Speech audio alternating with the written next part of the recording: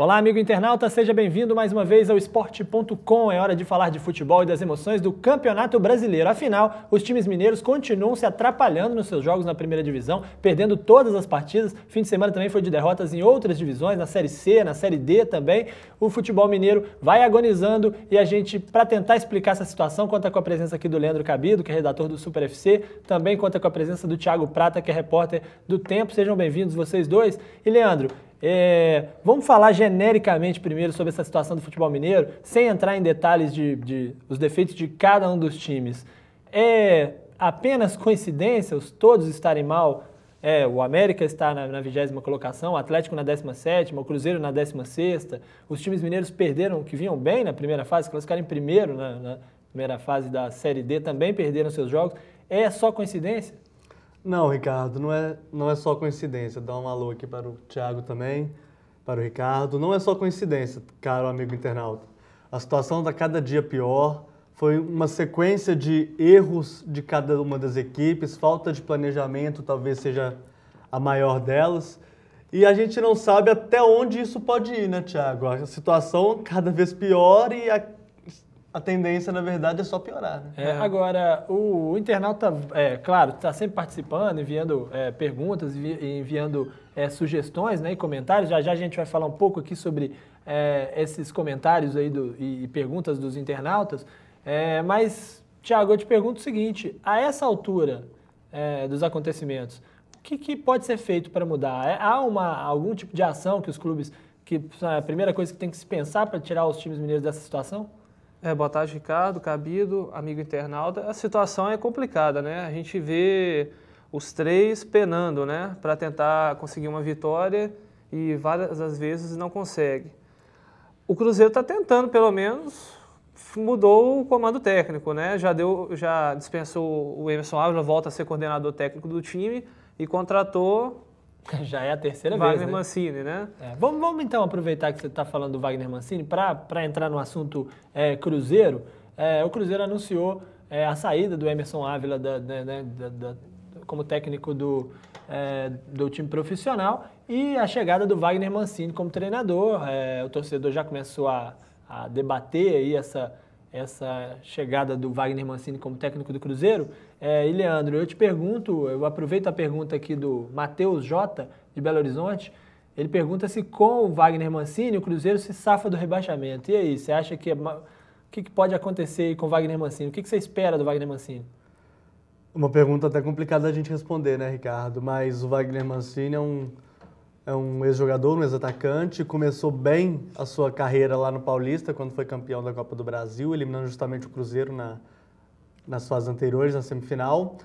E de lá para cá ele colecionou bons e maus momentos, né? Foi campeão baiano com o Vitória, foi campeão cearense esse ano com o Ceará, mas no próprio Ceará ele foi demitido por fazer uma campanha que não foi legal, né? No Guarani ele foi rebaixado também. Então a gente não sabe se o Wagner Mancini seria o cara ideal para o Cruzeiro. A gente vai ter que aguardar um pouquinho. Thiago, a Eva de Moura Ribeiro, de Contagem, ela diz o seguinte: eu gostaria de saber se não tinha outro técnico para o Cruzeiro contratar. Quer dizer, é isso que o Leandro colocou aqui, né? Se o Wagner Mancini era realmente o melhor técnico para o Cruzeiro neste momento. Nesse momento, não há treinador que possa salvar o Cruzeiro de fazer com que o Cruzeiro vença os 12 últimos jogos. Isso é descartado, né? Vamos ver se ele vai vir para fazer com que o Cruzeiro ganhe no mínimo os 5, 6 jogos que o Cruzeiro precisa para não ser rebaixado, né? Mas é claro que não dá para prever o futuro, mas a gente sempre volta atrás quando esse tipo de coisa acontece.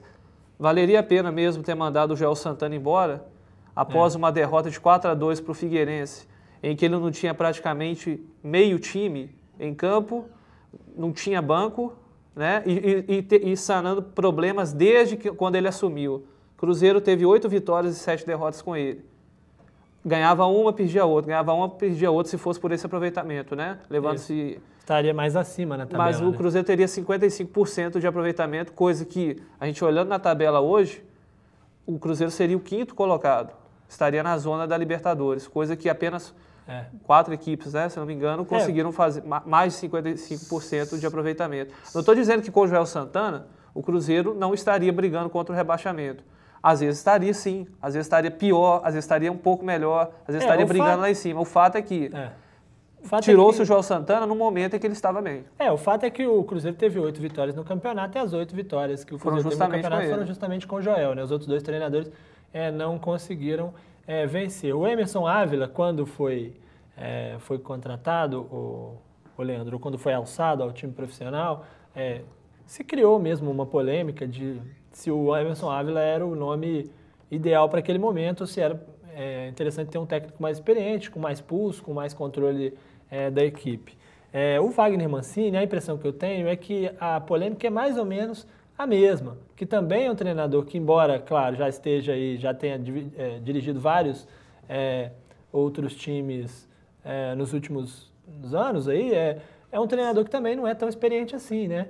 Então eu acho que a polêmica é muito parecida com relação ao Wagner Mancini. A questão, Ricardo, é que a gente olha para o mercado e não encontramos um treinador à altura da tradição do Cruzeiro que possa tirá-lo de uma situação de risco igual ele está hoje. O Filipão poderia ser um nome, ele já até dá indícios que pode sair do Palmeiras a qualquer momento. O Vanderlei Luxemburgo também poderia ser esse nome, mas a verdade é que o Cruzeiro não quis bancar os dois. E o problema também não é esse, né? Você tirar o Filipão do Palmeiras, por mais que ele esteja insatisfeito, convencê-lo a deixar um clube que tem ambições ali no campeonato para pegar um time que hoje a única ambição é escapar do rebaixamento e talvez conseguir uma vaga na Sul-Americana, é muito complicado, né? O que o Cruzeiro esperava, talvez, é que esses treinadores perdessem o cargo, não só o Filipão ou o Luxemburgo, como também qualquer outro. O Adilson Batista no São Paulo, talvez. E tudo. Mas a questão, Ricardo, é que o Luxemburgo no final de semana, aí a gente pode comentar se foi sorte dele ou azar dele, ele continua no comando técnico do Flamengo por ter conseguido a vitória. Porque dificilmente, pelo que a gente conhece do Vanderlei, dos seus trabalhos, dificilmente ele continuaria no Flamengo após 11º jogo sem vencer. Ainda mais empatando com a Lanterna em casa. Não sei, no Atlético ele ficou tanto tempo, não estava vencendo os jogos. No Atlético a diretoria o manteve, né? Coisa que acho que no Flamengo, a situação não é tão assim. O problema é que o Flamengo teria o mesmo problema do Cruzeiro, Exatamente. que é encontrar um nome para o lugar, né? De qualquer forma, o Cruzeiro começou o campeonato com o Cuca, trocou para o Joel, trocou para o Emerson Ávila e agora está trocando para o Wagner Mancini. Não é normal para o Cruzeiro, mas não seria normal para time nenhum trocar de time de técnico tantas vezes no campeonato. Os que fizeram isso são exatamente os times que estão mal na tabela, né, Thiago? Justamente, o Atlético Paranaense, Avaí, o América, que trocou 2 vezes, né? 3 treinadores no mesmo campeonato passou por essa situação. E aí o Atlético trocou uma vez, né? E aí é aquela questão. Estão mal, trocaram técnico várias vezes porque estão muito mal ou estão muito mal também porque trocaram técnico muitas vezes e escolheram errado esses treinadores, né? O Wagner Mancini, pelo que a gente vê dos comentários dos internautas nas matérias do Super FC, o que a gente vê de comentários nas redes sociais, é que a torcida não gostou da escolha. Não gostou, e é impressionante O Cruzeiro, na verdade, sempre quis o Wagner Mancini. Desde aquela época, quando o Cruzeiro foi eliminado pelo Paulista, o Cruzeiro sempre, não vou falar sonhou, mas sempre 2005. Pensou em colocá-lo no comando técnico da equipe. Agora, não era o momento. A torcida não gostou mesmo. Nas redes sociais, a gente pôde dar uma olhada logo em seguida ao anúncio que aconteceu agora à tarde, não aprovou. É impressionante não pelo fato de ser o Mancini, talvez por não ter um treinador à altura no comando técnico do Cruzeiro hoje. É engraçado que o Cruzeiro, quando trouxe o Joel Santana, falava que era um sonho antigo da diretoria, que demorou, o próprio Joel falou que demorou mais, não sei, 10, 20 anos para vir treinar o Cruzeiro, né? E confessou que quase assumiu o Cruzeiro em 97 para a disputa do Mundial, né? Então a gente se pergunta, se um treinador que era tão visado pela diretoria há muito tempo, a mesma diretoria, né? Formada pelos Perrelas, se preocupava tanto em trazer o Joel Santana, deveria ter dado um suporte maior do que... Pô, o cara ganhou do Atlético. Clássico, 5 dias antes de ter sido demitido. De ter sido demitido, ou seja, ele saiu vencendo o maior rival, para depois não ter peças contra o Figueirense, num jogo em Uberlândia. Não foi em Ipatinga. Foi em Ipatinga, perdão. Foi em Ipatinga.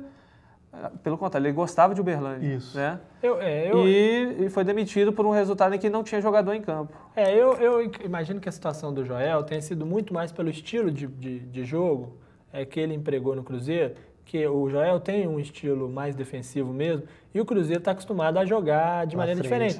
Historicamente, o Cruzeiro joga de uma maneira diferente. Isso tem muito tempo que é assim, e eu acho que o torcedor do Cruzeiro protestou muito quanto a isso e tudo. E claro, o torcedor do Cruzeiro, imagino, e a gente já falou sobre isso aqui algumas vezes ao longo do ano no Esporte.com, tinha uma noção de que o elenco do Cruzeiro era melhor do que ele de fato é. E além de tudo, também saíram jogadores, mudou um pouco esse elenco. Então imaginou-se que o Joel, com o treinador, obviamente, o time iria se destacar ou sair dessa situação. Quando o resultado do Emerson Ávila se mostra muito pior do que o do Joel, assim como o do Cuca no Brasileiro também foi pior do que o Joel, o torcedor pensa se é isso que você falou, se realmente a diretoria não deveria ter, já que esperou tanto tempo para contratar o Joel, mais paciência, né? Ele teve paciência para esperar a vez dele no Cruzeiro, que a diretoria tivesse paciência com ele. É porque no futebol a paciência não é muito... Sem dúvida. Não existe, né? Não existe. Várias partidas o Cruzeiro não jogou bem com o Joel Santana, foram várias, mas o resultado aparecia. Às vezes também isso é a diferença. Né? Até naquela vitória do próprio contra o Vasco da Gama 3-0. Foi um placar extremamente mentiroso. Foi um placar mentiroso, o Vasco pressionou, o Cruzeiro fez o gol e matou o jogo faltando 5 minutos. Faltando 5 minutos. A Sônia, de Conselheiro Lafayette, diz o seguinte, que o futebol do Cruzeiro é medíocre. E pergunta se não seria a hora de trocar jogadores e não o técnico. Sônia, agora é tarde demais. Não dá tempo, né?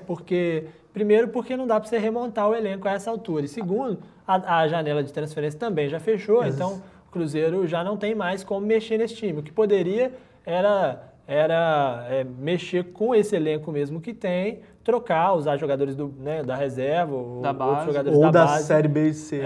Não, mas agora não pode mais. Já não pode, porque já fechou. Já fechou na semana passada. Então, quer dizer, a maneira seria resolver com o que tem lá dentro mesmo. Agora, eu sempre lembro isso. Quem montou esse elenco do Cruzeiro, não exatamente esse, porque alguns jogadores já saíram no meio do campeonato, mas a base de quem escolheu quais seriam os jogadores foi o Cuca, lá no início. Quando os torcedores do Cruzeiro elogiaram muito o Cuca pelo início do trabalho, o Cuca montou esse elenco aí. Ele escolheu mais ou menos esse elenco. Esse elenco piorou depois. Mas porque depois alguns que o Cuca outros jogadores saíram. A diretoria tratou de vender alguns jogadores. Thiago Ribeiro, o Alisson Gil, machucou, o Gil saiu. O Dudu saiu, Henrique, seria uma esperança. Talvez tenha o sido Henrique era perda. o grande jogador do meio de campo do Cruzeiro. Tá jogando bem no Sim, Santos, era a espinha dorsal desse time. O único jogador do Cruzeiro que saiu nesse campeonato que não vai fazer falta alguma, ou melhor, que vivia atrapalhando, chama-se Gilberto. Um jogador que não acrescentava nada para o grupo, causou muita desavença lá dentro do elenco do Cruzeiro, isso é nítido, mesmo para quem não acompanha. Né? O jogador está com uma vantagem, não está uma querendo vontade, jogar. E é engraçado, porque imaginava-se que ele deixou o Cruzeiro na mão. Porque em vez de ir para o Rio de Janeiro, que ele estava querendo para ficar perto das filhas, ele foi para a Bahia, que ele vai defender o Vitória, né? O que me surpreende é o jogador da idade do Gilberto ter agido com certa imaturidade, né? Tanto nas discussões com o Roger, nos debates dele com o clube, na relação dele com o torcedor, na relação dele com a imprensa. Pedindo para a torcida cobrar do Fábio. Quem é ele para pedir para cobrar do Fábio? Exatamente. E aí, quer dizer, o torcedor, o jogador com esse tempo de futebol, não precisava realmente disso. E era um ponto ali de problema ali dentro do elenco do Cruzeiro. Isso era visível para todo mundo. E tinha tudo para encerrar bem a carreira no Cruzeiro pelo seguinte, ele fez o gol do título do Cruzeiro no Mineiro desse ano, e em vez de comemorar com os jogadores, foi protestar contra a torcida que vaiava ele. Né? Que também não leva a nada, né? E protestar contra a imprensa também. Bom, se o Cruzeiro está numa situação difícil, é o 16º colocado na tabela de classificação do campeonato, ele ainda tem como alento o fato de que não está na zona de rebaixamento, né? E seu grande rival, o Atlético, está na zona de rebaixamento, é o 17º, né? O Atlético hoje tem o Cruzeiro como seu primeiro alvo ali fora da zona de rebaixamento. O Atlético perdeu para o Inter, não jogou nem tão mal assim contra o Inter. E inclusive reclamou muito da arbitragem, achei até injustamente no lance do gol, porque achei que o lance de gol foi normal, porque a bola tocou no zagueiro. Aí, Leandro, eu te pergunto duas coisas. Primeiro, se você também concorda em relação a esse lance, se foi realmente o gol foi legal. E queria que você falasse um pouco sobre essa situação do Atlético. Pra mim o gol foi legal também, não teve problema nenhum no lance. E a situação do Atlético é a de sempre, né? Nos últimos anos a gente já acostumou em ver o Atlético nessa situação, ao contrário do que a gente vê no Cruzeiro, que esse ano é uma grande novidade, né, para nós da imprensa e para os torcedores. Há muito tempo não estava nessa situação, né? O Atlético vive essa situação desde 2004, né? Que vem... com exceção de 2009, que quando 2009 com o Celso Celso brigou lá Roth. Aliás, nas duas vezes que o Atlético foi tecnicamente bem no Campeonato Brasileiro, as duas foram com o Celso Roth, né? Em 2003 e em 2009. Mas é uma situação que o atleticano já se acostumou, Ricardo. E no jogo de ontem, jogou até, não vou falar de igual para igual, mas jogou até com muita vontade, tem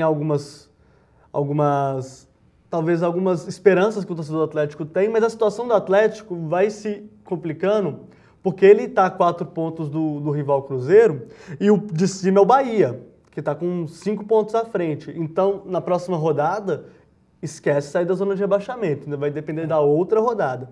E a situação do Atlético vai se agravando com o passar das rodadas, né? Hoje precisa de 7 ou 8 vitórias para sair da segunda divisão. São duas coisas, não sei se o Thiago concorda comigo. É óbvio que se o Atlético está a 4 pontos do Cruzeiro, né? A 4 pontos, ele, além da situação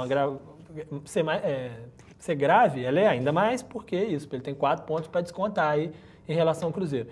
Mas, pelo que vem mostrando o Atlético, talvez pelo empenho dos jogadores do Atlético e pelo que a gente vê nesse início de retorno, com o Atlético, inclusive, às vezes perdendo o jogo sem jogar tão mal, eu acho que o torcedor do Atlético hoje tem um pouquinho mais de esperança de sair dessa situação do que o do Cruzeiro, não? É o que a gente vê muito nas ruas, né? E existe grande razão nisso pelo seguinte, o Cruzeiro está jogando mal e está perdendo.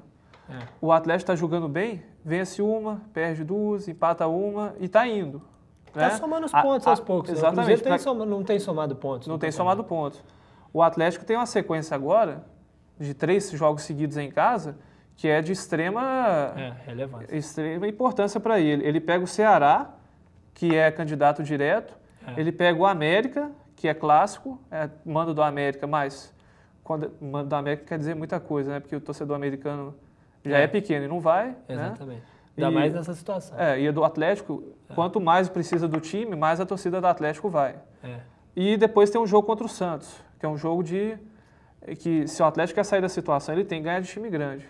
É o que você falou, ele tem 2 jogos que, teoricamente, tem todas as condições de ganhar. Claro que pode não ganhar, porque na situação que está, né, já perdeu vários jogos que poderia ter ganhado. Mas, sem dúvida nenhuma, ganhar do Ceará e ganhar do América não é uma tarefa dificílima, né? E depois aí tem esse jogo com o Santos. Qualquer situação é obrigação. A sua situação. Agora, o Cruzeiro também tem uns jogos aí pela frente, até o fim do campeonato, com times que estão ali atrás, né? Ele vai pegar ainda o Atlético Paranaense, vai pegar o próprio Atlético. O Cruzeiro tem um ponto negativo nesse ponto, lógico que ele é obrigado a vencer, mas ele pega o Bahia fora de casa, ele pega o Avaí fora de casa, ele pega o Ceará fora de casa, quer dizer, vai ser mais difícil. Ele pega o Grêmio fora de casa, que é o próximo jogo. A situação é um pouco mais complicada se você for olhar por essa ótica. Né? Não quer dizer que não dê. Eu acho isso, que a torcida do Atlético tem a esperança por conta do momento que vive o time, pelos jogos que ele tem pela frente. Não vai ser fácil, né, para o Atlético. Aliás, ano nenhum tem sido fácil para a torcida do Atlético. Não sei nem se a torcida do Atlético... O Leandro falou assim que a torcida do Atlético se acostumou, mas é difícil se acostumar com isso. Não dá, né? E por outro lado, o que a torcida do Cruzeiro espera é que, mais do que o time comece a jogar bem e tudo, é que o time tenha motivação, né? Uma derrota de 3-0 para o Vasco em casa não é aquilo que o torcedor de time nenhum, por menor que ele seja, se importe. Quem também jogou bem no fim de semana e também perdeu, porque os mineiros todos perderam no domingo, essencialmente, foi o América. Jogou bem contra o Flamengo, abriu o placar, o Kempis perdeu um gol feito, impressionante, porque ele driblou o goleiro e perdeu o gol. Teve a sorte de fazer o gol em sequência. Teve a sorte de fazer o gol, tomou a virada com um gol no finalzinho e a situação do América parece definitiva, né, Leandro? A situação da América, eu não vejo solução não, Ricardo. No começo da temporada, aliás, do Campeonato Brasileiro, a gente conversava que com o Givanildo, podia mexer. Mas o problema do América, a gente já viu que não é o treinador, é um plantel fraco, é um plantel que não dá opções ao treinador de tentar uma ou outra opção. E é isso, se você vai para o Rio de Janeiro, sai ganhando do Flamengo, no Engenhão, já espera que a torcida do Flamengo, na crise que está, já não fosse apoiar o time. Realmente não apoiou, foram pouco mais de 10 mil pessoas ao estádio. Você esperava que o América realmente tivesse a postura que teve. E teve, mas não conseguiu o resultado. No finalzinho, o Thiago Neves foi lá e colocou ordem na casa, resolveu o problema do Flamengo. O América não tinha obrigação de ganhar do Flamengo no Rio. O América ele não tinha obrigação sequer de conseguir um ponto contra o Flamengo no Rio, porque poucos times conseguiriam. Agora, na situação que ele está, ele não tem mais essa coisa de poder escolher não tem escolha. Quando é que ele faz os pontos, né? Vamos aproveitar um pouco as perguntas dos torcedores sobre essa situação do futebol mineiro e dos times de Minas. Primeiro, a pergunta do Osmar, de Arcos. Ele coloca o seguinte: hoje estamos vendo o futebol mineiro na falência. Vocês não acham que é preciso uma revisão total, começando pelo Campeonato Mineiro, onde os nossos dirigentes nos iludem com times fortes, mas quando vão para o Nacional ficam no rebaixamento? E aí, Thiago, você acha que passa pelo Campeonato Mineiro essa? É engraçado, os dirigentes vivem dizendo que o Campeonato Mineiro melhora, né? Que melhora o nível, que o Vila Nova melhorou o nível, que o Tupi melhorou o nível, que o América de Teófilo foi uma surpresa positiva, enquanto que boa parte da imprensa ela bate na tecla que o Campeonato Mineiro não dá para ser parâmetro, né? Aí o Emerson Ávila, há pouco tempo, falou que exatamente isso, que o Mineiro não é parâmetro para nada, né? Então quem ganha o campeonato ou quem perde dá na mesma. Você tem que fazer uma reforma, você tem que fazer um planejamento desde o início. E é isso mesmo, né? Ganhando ou perdendo no Campeonato Mineiro, não é isso que vai definir se seu time é bom ou ruim. Na verdade, só completar. O Cruzeiro ganhou um Campeonato Mineiro em que o América podia ter vencido, que o Atlético podia ter vencido. Porque isso é assim em todo lugar. O Campeonato Carioca, o Flamengo foi campeão carioca e hoje, de todos os times do Rio, o pior no campeonato é o Flamengo. Na verdade, o Campeonato Mineiro, se para nós a imprensa não dá uma base de comparação, é pior para quem não ganha, né? Porque, na verdade, para qualquer um dos times grandes daqui de Minas, Cruzeiro ou Atlético, a obrigação é ganhar. Exatamente. Se você não ganha o campeonato, na verdade, você perde e deixa de ganhar o campeonato. Né? A Rebeca de Sarzedo pergunta o seguinte: vocês concordam com a opinião de muitos jornalistas que a situação do Cruzeiro não é tão preocupante assim e que o risco de queda é baixíssimo? Porque eu não vejo assim. A cada rodada o time é cada vez uma presa mais fácil para os adversários. Não existe time incaível, né? A expressão que ela usa. Rebeca, eu concordo contigo. Eu acho que a situação é grave, sim. Eu vim falando aqui no esporte.com sobre essa situação do Cruzeiro, principalmente por conta do elenco e da falta de vontade que o Cruzeiro tem. Então, acho sim que o Cruzeiro é candidato ao rebaixamento. Acho que ele não é muito menos candidato do que o Atlético, apesar dos 4 pontos na frente. Porque vem jogando. É um time que perde de 3-0 em casa, não pode achar que está rondando a zona de rebaixamento e que teve todas as vitórias nas mãos de um treinador que já saiu, já foi embora. Não acho que esse time está livre do rebaixamento, não. Esse treinador que tirou o Bahia da zona de rebaixamento. É complicado a gente falar o que a Rebeca disse, porque o Cruzeiro, na verdade, não tem padrão de jogo, só tem um monte de jogador que decide, o Fábio no gol, que tem falhado nas últimas rodadas. Então a situação do Cruzeiro é desesperadora. A grande sorte do Cruzeiro, na verdade, é o que a gente, analisando a tabela, a gente vê que os times que estão abaixo dele também não estão ganhando, né? Exatamente, não estão jogando. Não estão ganhando de ninguém. Estão até somando um ponto ou outro, mas é porque tem muitos times. Tinham muitos times atrás do Cruzeiro, né? Agora não são tantos assim. Agora são 4. A cada rodada um passa o Cruzeiro, né? Exatamente, são 4 times atrás. O Atlético hoje tem 4 pontos a menos que o Cruzeiro. Há muitas rodadas o Ceará tinha 4 pontos atrás do Cruzeiro, o Grêmio tinha 4 pontos atrás do Cruzeiro, o próprio Bahia. Então isso serve, por exemplo, de incentivo para o próprio Atlético e para o Cruzeiro. Agora o Felipe Passos, ele pergunta: como explicar um time de massa como o Galo, com pagamento em dia, CT excelente, bons jogadores, pelo menos no papel, não conseguirem emplacar no Brasileirão? E não é de hoje. Aí, Leandro, é uma pergunta difícil de responder, né? Porque a gente está tentando respondê-la aqui ano após ano, né? Com o Atlético. O que você acha que é o predominante aí para essa situação? O que eu acho é a falta de planejamento, Ricardo. A gente elogia o centro de treinamento do Atlético, mas a gente sabe que centro de treinamento não ganha campeonato. O Fluminense ganhou o Campeonato Brasileiro ano passado sem centro de treinamento. Sem centro de treinamento. Então é muito complicado você falar, tem 3 centros de treinamento de alto nível aqui em Belo Horizonte, mas a gente também não tem estádio nenhum. Os times daqui estão saindo para jogar em Sete Lagoas.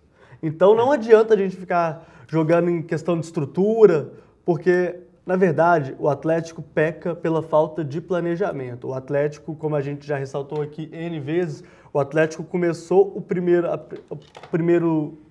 mês, em janeiro, com um time, fez a pré-temporada com Obina, Diego Souza e Diego Tardelli, e nenhum desses jogadores estão mais presentes. Aliás, na estreia do Campeonato Mineiro, o time já era outro. O time já era outro. Então, a falta de planejamento no clube, no Atlético, é um negócio inacreditável. Agora, você tem que tentar explicar, Thiago? Porque eu, sinceramente, eu confesso minha incapacidade para explicar. Eu não consigo explicar, porque um ano você consegue explicar. É engraçado também mas quando a gente todo fala... ano não dá para explicar. É engraçado também quando a gente fala que o Atlético tem um timão. Eu não sei se o Atlético tem realmente esse elenco também, que a própria diretoria, acha que tem, né? Ela sobe no palanque e diz, nós temos o melhor CT, a melhor presidência e o melhor time do Brasil. O Atlético, como o Leandro disse, o Atlético tinha sim um grande time. Ele tinha Diego Tardelli, saiu do Atlético fazendo 3 gols no Cruzeiro. Ele tinha o Obina, que era um orgulho da massa. Ele tinha o Diego Souza, que apesar de muitos dizerem que tinha má vontade, era um jogador que tinha grandes qualidades. A gente viu ontem o que ele é, né? Que ele é sensacional. Exatamente. O Atlético tinha esses 3 casos, além do Jobson, que a gente pode citar também, que era um jogador de extrema qualidade. Que é acima da média do que a gente vê hoje. O Atlético trouxe André, que é um jogador de qualidade, ninguém discute, mas inexperiente mas não dá para se acertar agora no meio do campeonato do jeito que está. Cadê o velocista que ele deveria jogar do lado dele também? O Atlético trouxe o Guilherme, totalmente fora de forma, para se adaptar ao futebol brasileiro, é complicado, entre outros motivos. Trouxe Marquinhos Cambalhota. Então, assim, o Atlético tinha 3 grandes jogadores, mais o Jobson, que poderia finalmente estourar, para trazer 3 apostas. Exatamente, e continua sem lateral, o meio de campo com o Richarlison. O Atlético tem 2 bons jogadores, 2 bons volantes. O Atlético tem 2 bons volantes. O Pierre para contenção. Sim. E o Felipe Souto, que, como o nome diz, joga solto mesmo, né? Solto. E para por aí. O certo é o seguinte, que independente de como a gente vai explicar essa situação, o Atlético está na zona de rebaixamento, então vamos ver a tabela de classificação do Campeonato Brasileiro para a gente mostrar aí como é que está essa situação do Atlético, do Cruzeiro e também do América. Vamos conferir a tabela, olha aí. O Vasco é o líder do campeonato, 49 pontos após a vitória por 3-0 diante do Cruzeiro. O Corinthians tem 47, é o segundo. O São Paulo tem 46 e o Botafogo tem 45. Esses desgarraram na frente, né? Além deles, o Fluminense também tem vaga na Libertadores, se terminasse hoje a competição, com 41, já que o Vasco já ganha a vaga pela Copa do Brasil. O Flamengo, com a vitória, empatou ali com o Fluminense no número de pontos, com 41. O Inter, que ganhou do Atlético, tem 40. O Palmeiras tem 39, já esteve bem à frente no campeonato. O Coritiba tem 36 e o Figueirense tem 36. Essa é a primeira parte da tabela. Na segunda, o Santos 35, Santos com 2 jogos a menos, né, do que a maioria dos times. Atlético Goianiense também 35, Grêmio 33. A partir daí, os times que já estão em situação mais complicada, que estão correndo riscos mais diretos de rebaixamento. Ceará com 30, né, que venceu na rodada e conseguiu desgarrar um pouquinho. O Bahia também com 30, Bahia do Joel Santana, que com o Joel Santana é outro time no campeonato. O Cruzeiro tem 29, está aí 4 pontos à frente da zona de rebaixamento, que tem Atlético com 25, Atlético Paranaense com 24, Avaí 22 e América 19. O futebol mineiro, melhor time de Minas hoje no campeonato, é apenas o 16º colocado, que mostra realmente que alguma coisa está errada aí, né? E a gente pode até tentar achar explicações, mas o certo é que essa situação deixa qualquer torcedor irritado. Em resumo, Ricardo, dos 5 piores times do Brasil hoje, da Série A, 3 são de Minas. 3 são de Minas. O outro é o Atlético Paranaense e o outro é o Avaí. E a gente vê nas ruas, um goza o outro. Acontecia isso, né? Hoje, o próprio torcedor goza o próprio time, porque não tem condição. Né? E o torcedor deixou de falar, o meu time assim é assado, para dizer, nossa, que vergonha do futebol mineiro, etc. E tal. Vamos nós claro três, que né? isso não vai perdurar. É claro que Minas pode reagir, pode acontecer a catástrofe de cair 3 times, é muito difícil, mas pode acontecer. Podem cair 2, boas chances de caírem 2, né? Porque se não cair Atlético, pode cair Cruzeiro. O América eu acho que está praticamente na segunda divisão. pode ser que 2 se recuperem e que a gente tenha só o América caindo e ano que vem a situação. Agora, é realmente assim, assustador imaginar que é possível que isso aconteça. E nem precisava, dentro do Campeonato Brasileiro, ser tão regular assim, no sentido de vale a pena arriscar. Se você notar que o Fluminense é o 5º colocado, ele tem 13 vitórias e 11 derrotas. A diferença é mínima, né? Só que por que ele está à frente do Flamengo? O Flamengo ganhou 3 vezes menos, tem 10 vitórias, né? Isso. Compensação, perdeu só 5 vezes. Quer dizer... Empata muito, né? Às vezes, por arriscar mais, o Fluminense está na frente do Flamengo nesse critério de desempate. Foi assim que o Fluminense conseguiu um empatezinho no finalzinho contra o Atlético Paranaense, uma virada contra o Atlético Goianiense, essa coisa de jogar para frente. E olha que o Abel Braga nem é o treinador mais ofensivo do futebol brasileiro. Contra o Atlético Paranaense, inclusive, foi criticado por jogar um pouco mais recuado. Fato é que a situação dos times de Minas é essa, a gente torce para que nas próximas semanas os comentários sejam mais positivos em relação ao futebol mineiro. Eu agradeço a presença de vocês dois, obrigado Thiago, obrigado Leandro, agradeço também a presença do amigo internauta que sempre participa. Estou deixando a bancada do Esporte.com hoje, é meu último programa. Tenho certeza que vocês vão ficar em ótimas companhias aqui com o Leandro, com o Thiago, o Marcelo, o Guilherme, a Gabriela, todas as pessoas, né? O Thiago Nogueira, o Cândido, o Henrique Silva, várias pessoas que passam por essa bancada. Tenho certeza que vão estar todos participando e admirando o Esporte.com. Eu serei um dos que estarei admirando de fora o Esporte.com. Muito obrigado para você, um abraço. Na semana que vem o Esporte.com está de volta com o Leandro aqui na apresentação. Um abraço para você e até mais.